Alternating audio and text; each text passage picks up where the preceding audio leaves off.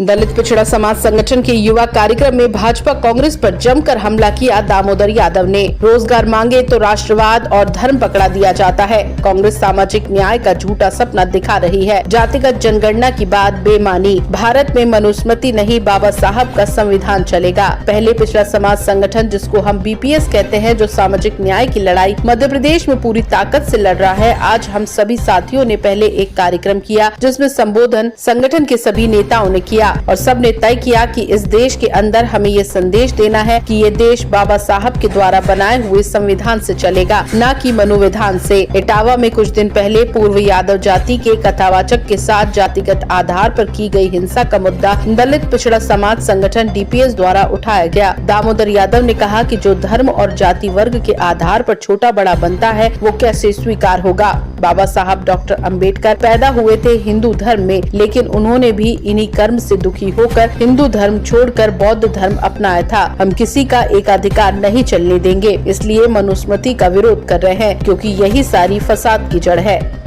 द्वारा मनुस्मृति जलाई गई। दलित पिछड़ा समाज संगठन, जिसको हम डीपीएसएस कहते हैं, जो सामाजिक न्याय की लड़ाई इस मध्य प्रदेश में पूरी ताकत से लड़ रहा है।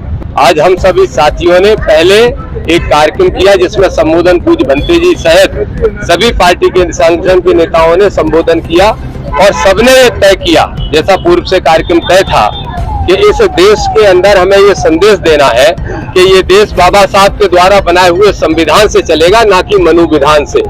मनुविधान वही विधान है, मनुस्मृति वही सोच है, वही मानसिकता है, जिसके तहत आज इटावा में कथावाचक यादव पिटता है, कहीं किसी कुर्मी बहन जो पटेल थी उसको कथा करने से रोका जाता है। ये सारी घटनाएं जब पिछड़ा वर्ग के लोगों के साथ होती है, तो फिर निश्चित रूप से उन लोगों को भी समझ में आया है और हम लोगों ने ये तय किया है कि ये जो सरकारें हैं, ये जो भी लोग सत्ता में बैठे हैं, जो किसी गलत फहमी का शिकार हो चुके हैं कि हम मनुवाद को चला लेंगे, हम लोग जब तक जीवित हैं किसी भी कीमत पे मनुवाद को नहीं चलाने देंगे। हर हाल में संविधानवाद चलेगा, हर हाल में बाबा साहब के सपने का भारत हम बनाएंगे। इसलिए हमने आज मनुस्मृति को दहन करके संदेश देने का काम किया।